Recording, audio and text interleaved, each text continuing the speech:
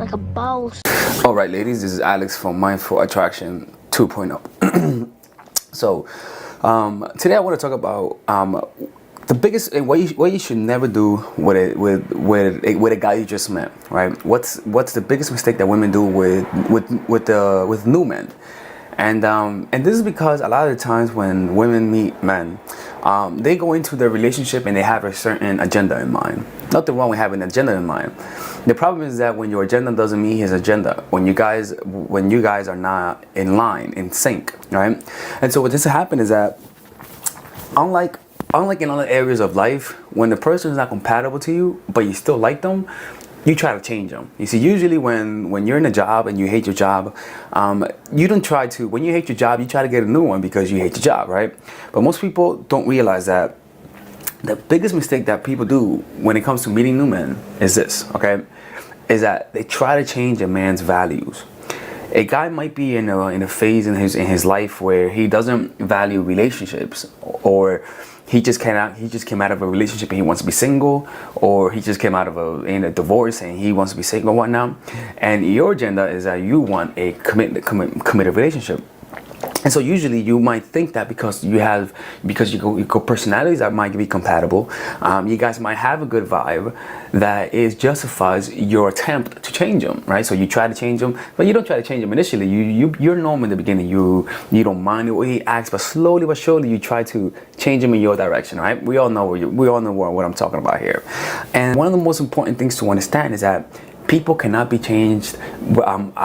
People cannot be forced to change.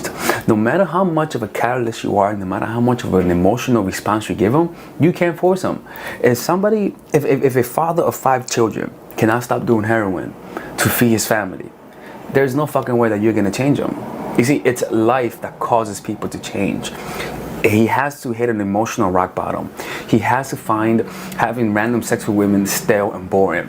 You cannot force that change. You cannot force that introspection. Only life and his own biology will make that happen. And the sad part is that when you meet a guy and he's not in your own place, you have to get out of that scarcity mentality and let him go. Because for the most part, when a woman meets a guy, they try to change him. They come up with a strategy and they even call me. A lot of my clients come to me because they want to change the guy. And that's normal. That's okay. I take them. But I try to give them and I listen to the problems, right? And sometimes they're able to change the guy, actually. What's funny is that sometimes they do, but under certain circumstances. You see what I'm saying? Because sometimes the guy does want something, but he doesn't really tell you. And so you gotta learn how to test the guy out. You know what I'm saying?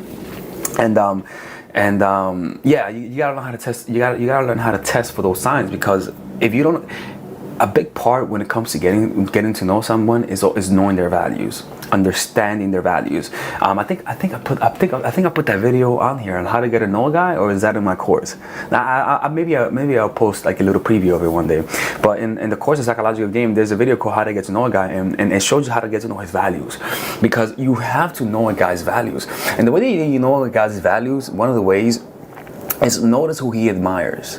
You know, notice who he admires. Notice where he derives his self-esteem from. You see what I'm saying?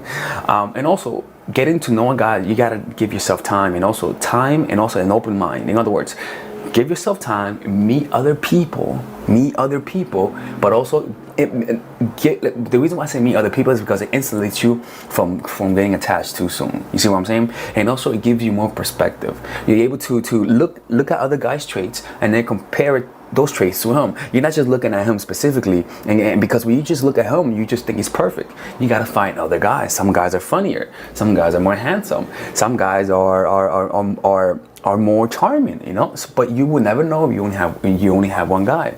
You know. So that's the thing, man. Don't try to change guys, man, and people in general. One of the laws of human nature that I believe is that do not try to change people. When you try to change people, you're gonna encounter resistance. You're gonna encounter your own resistance. You're gonna say, this motherfucker keeps making those silly fucking jokes. No, bitch, don't try to change them, all right? You learn how to deal with those shitty jokes. You learn how to relax, you know? Because people are who they are.